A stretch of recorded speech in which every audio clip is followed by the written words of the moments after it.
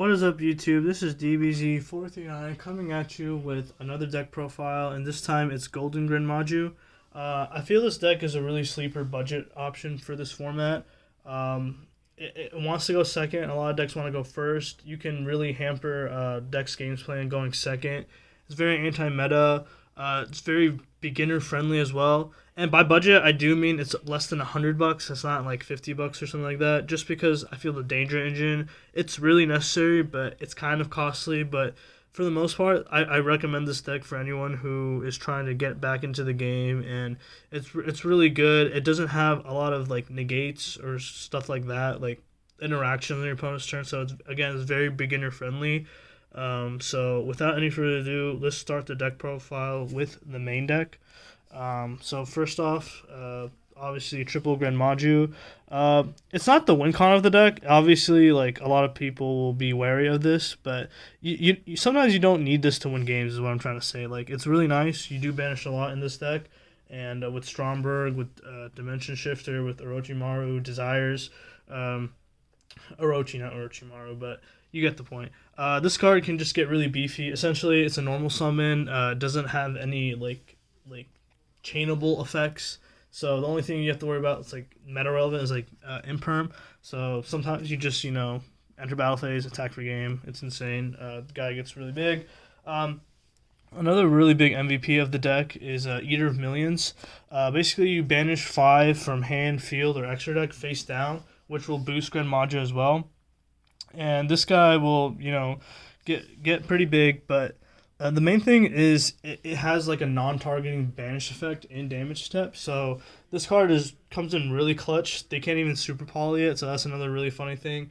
But this card just gets rid of so many problem monsters, and it just makes way for cards like Gren Maju to attack for game. So that's really important. Next up is the Danger Engine. So we run triple Bigfoot.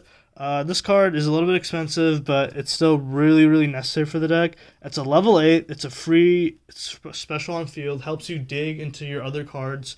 And if it gets pitched, it helps you pop face-up cards, so that's really cool.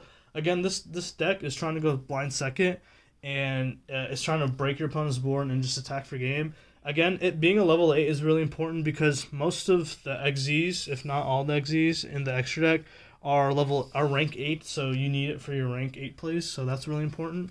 Next up for the Danger Engine is triple Thunderbird, the other level 8. Again, it's a really big body. It's a level 8 for your rank 8 plays, and if it gets pitched off, whatever effect like trade-in or like another danger effect, it just pops a face-down card, so that's really good because in this deck we don't really have back row hate. We do have back row hate in the side, which we'll get to, but this card is just really good for this deck going second because it makes your rank 8 plays, and it's pretty beefy, and if it does get discarded, you can get the pop face down card. That's really cool. The other level 8 extender that we have is Orochi. Again, it really helps you banish cards from the top of your deck. It banish 8. It's a quick effect, so you can do it during either player's turn, which is really important because you run Lancia on the side, and the only card that banishes, because you're going to Lancia on your opponent's turn, the only card that really banishes on your opponent's turn is this, so you just have to change to Lancia, so it's no big deal. And then you can also pop a card on the field by banishing 3 from extra deck, so that's really cool. Probably the only hand trap we run is Dimension Shifter, and if you open this, some decks just can't deal with it, and you really don't care how it impacts you because you want to banish your card, so that's really good. Again, it's a going second deck, so to get rid of cards like Dragoons, you run the demo Gameciel, and then the 1 Pankratops for back row as well, or just another body on board. Unfortunately, it's not level 7. These 2 are level 8, so it can make your rank 8 plays, but more often than not, you're probably just going to give it to your opponent. The other level 8s, or to round off the monsters, it is a Golden Gren Maju deck, so you have to run the double Hexe Trude and the 1 Glife. So Glife, if you pitch it, you can just search Stromberg, which is one of the cards that helps you banish so much for Gren Maju. And then you more often than not, you summon Hexe Trude, which again helps you pop stuff on field, and you can attack twice and pump. So it just does a lot for the deck, and it's level 8, so it helps your rank 8 plays, so that's really important. So that's it for the monsters. That is about, I believe, 24 monsters. Again, I will have the deck list in the description box below, so feel free to check that out. Onto the spells, should be 18. Stromberg, again, it's a Golden Gren Maju deck. You have to run Stromberg. A lot of people don't read this card. For cost, you have to banish 10. It's mandatory. And it can special Hexe Trude from deck or Glife. Oh yeah, and Glife on special summon gets to pop a spell and trap, so that's another way you can outspell and trap, so that's convenient.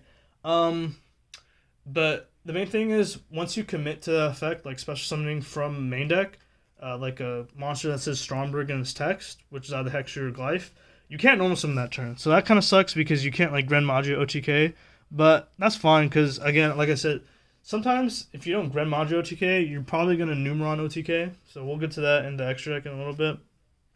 So yeah, Stromberg, you really want to see that card. Next up for board breakers, you have triple Super Poly. Again, we run, I think, about 6 targets in the extra deck, so this card is really good. Has nice synergy with Danger, so that's really nice. Next up is the other field spell is triple Mine.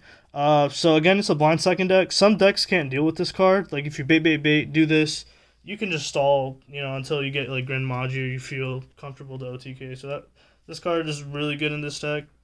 Super budget, by the way, right now. Next up is Triple Desires. This card has extremely good synergy. You don't even care if you draw multiples because you want to banish your stuff. Even if they Ash it, that's fine. Gren Maju just gets free boosts, so that's really cool. Next up, Triple Trade-In. You run so many level 8s, and some of them you don't care if they pitch. Like the Dangers, for example, you'll get their effects. You can pitch Orochi and then revive it, so that's not a big deal. And then last up for the 1-ofs, you run the 1 Raigeki, the 1 Monster Reborn, and the 1 Terraforming. Monster Reborn to get back like your Gren Maju and attack for game. Raigeki, it's okay. It's not like a Thunder Dragon or Sky Striker format anymore where, they can just revive or protect.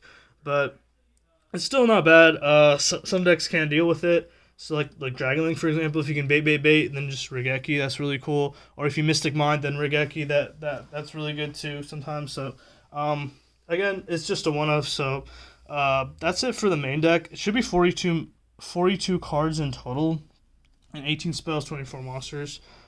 Quickly onto the side deck, actually. Run Triple Lancia, and a lot of people are like, oh, why are you running this card? Well, the really cool thing is, like, people have to understand that Dimension Shifter hurts you on both players' turn, like the turn you drop it and the next turn. But Lancia only hurts you're gonna probably drop it on your opponent's turn anyways, and you don't really banish on your opponent's turn. You mostly just banish on your turn. The only thing is like Eater of Millions, if they try to attack it, it won't get banished, stuff like that. And then like Orochi, you can chain it to your Lancia and still get it on the field, so you can circumvent it. But like this card is just so good in this format, like stopping invocation, like invoked decks that run the invoked engine or dinosaurs, which arguably is the best deck in the format. So I just think Lancia is too good not to run this meta. For back row hate, you run triple Cosmic Cyclone. Again, this deck doesn't really main deck too much. Like we did cover like Hexe Trude, Glife, Thunderbird. All those cards do pop, Pankratops, but sometimes you just need more back row hate. And then we run the triple Twin Twisters. Again, pitching sometimes really helps this deck. So Twin Twisters is nice. That's it for the back row hate, like going second-ish cards. For going first, which they'll probably make you do games 2 and 3, you run There Can Only Be One, and sometimes if you set up this card, they can't win. They don't see it coming, so all of your monsters are different types. You can play under this very, very easily, so that's really cool. And then the triple Solemn Judgment, again, for going first. So that rounds off for the side deck. Let's quickly go on to the extra deck. Again, these are mostly rank 8 cards, but this is like a rank 9 Cipher Blade Dragon. You just stack it on top of either Full Armor or Cipher. So Cipher, the OG Cipher, what it does, it's like a Big Eye. It can steal like a monster, but it can't attack directly. And if it's an XZs, you can actually stack with one of those two. So you run this package to help you pop cards on board. So that's really cool.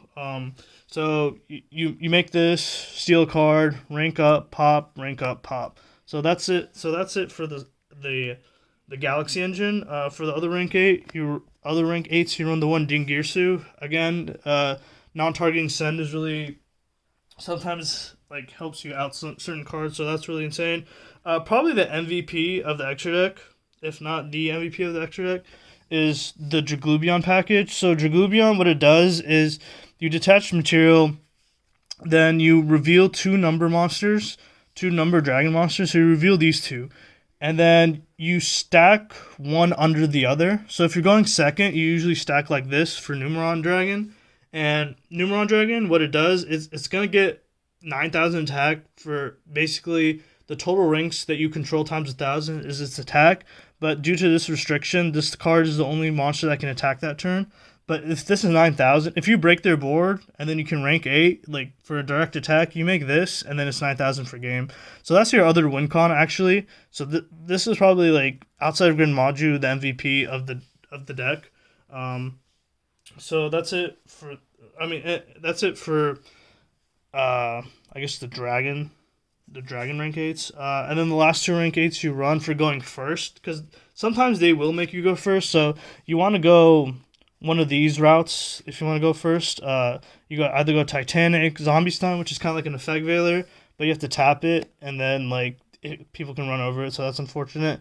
And this, the Dark Knight of the Underworld, Lancelot, it negates spell and traps, but it's mandatory, so they can easily bait it. You can't choose what to negate with this card. So the first spell or trap immediately, you have to negate with this, so it's okay. Okay, that's it for the rank 8s. Quickly on to the Super Poly targets. One Starming Venom Fusion, one Dragostapelia, one Nethersoul, one Mudragon, one Invoked Elysium, and then one Earth Golem. Alright, that's it for the deck profile. If you guys have any comments, questions, or concerns on how to make this deck better, or any opinions, I really love to hear you guys' comment. So please comment down in the comment section below. I love to, interact with you guys and see how I can improve on this deck. Thank you guys so much for watching the video, and have a nice day.